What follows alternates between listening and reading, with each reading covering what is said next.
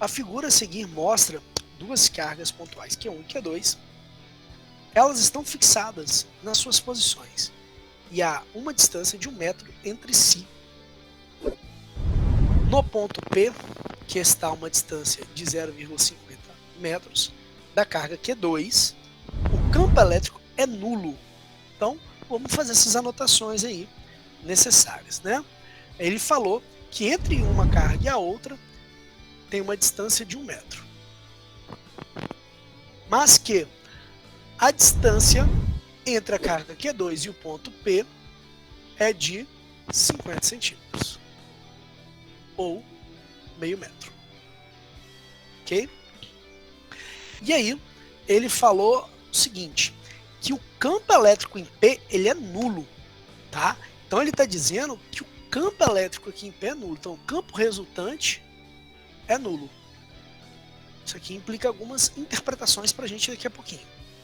E aí ele fala assim, sendo Q2 igual a 1 vezes 10 elevado a menos 7 coulombs, deixa eu anotar esse cara aqui, Q2 igual a 1 vezes 10 elevado a menos 7 coulombs,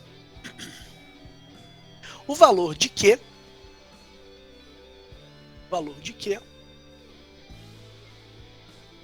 em coulombs é, e aí, ponto de interrogação, beleza.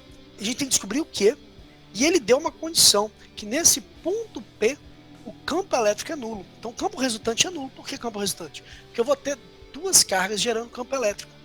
E olha, aqui Q2 é positivo.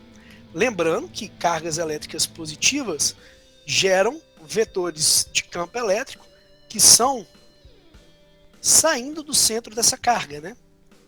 Neste caso, um vetor campo elétrico que passa em algum ponto, ele vai tender a seguir sempre na direção que está proposta dessa situação. E aqui é positivo, hein? Vale a ideia. Então, por exemplo, aqui na direita, imagine que eu tenho aqui um ponto, esse ponto é o ponto P. Como é que fica o campo elétrico nesse ponto P?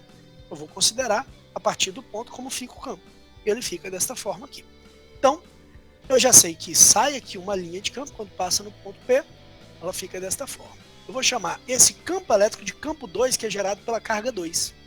A gente já tem informação que ela é positiva. Para o campo elétrico ser nulo no ponto P, o campo 2 ele vai ter que encontrar-se, ou vai ter que interagir-se com o campo gerado pela outra carga. E ela vai ter que ser um campo de sentido oposto. Porque se ambos forem para o mesmo sentido, não vai dar uma resultante zero. Para dar resultante zero, tem que ser vetores iguais para ambos os sentidos, em termos de valor. Então, olha, eu sei já qual é o sinal dessa carga. Essa carga tem que ser um sinal o quê? Negativo.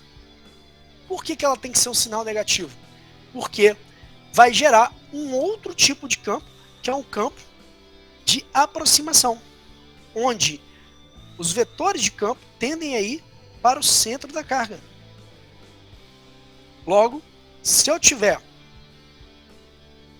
aqui, por exemplo, um ponto P, eu vou considerar o vetor indo na direção da carga.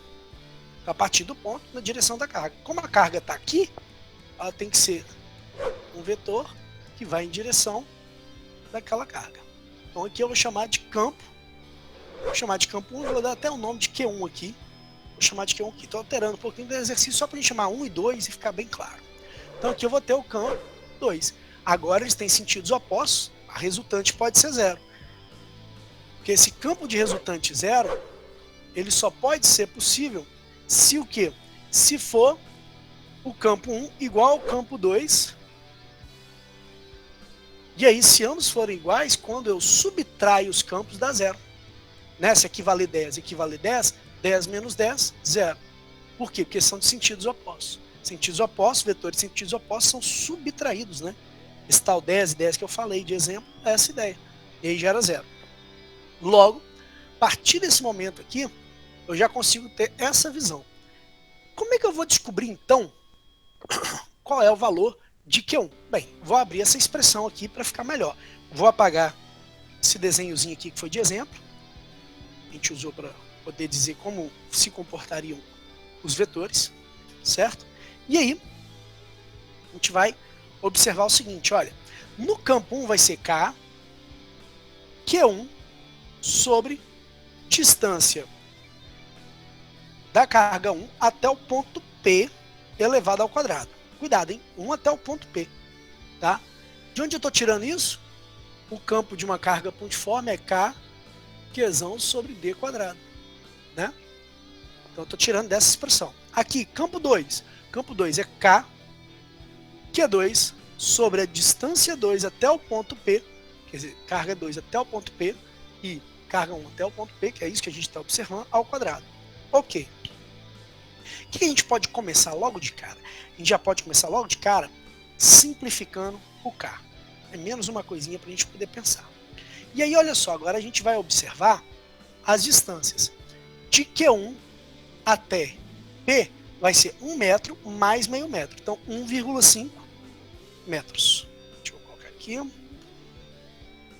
1,5 metros elevado ao quadrado, já que é a distância ao quadrado. Sobre Q1 que a gente quer descobrir.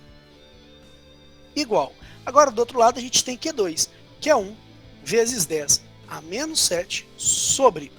E aí a distância de Q2 ao ponto P. E é só meio metro. Então 0,5 ao quadrado. Ok? Vou ter que puxar para cá. Vou ter que apagar essa formulazinha. Mas a gente já conhecia ela, né? Foi só para lembrar. Vamos lá. E aí, seguindo esse raciocínio, aqui eu vou transformar em notação só para tornar a vida mais fácil. Fazer assim, ó. Q1 sobre. Aí aqui, 1,5, 15 vezes 10 a menos 1 ao quadrado.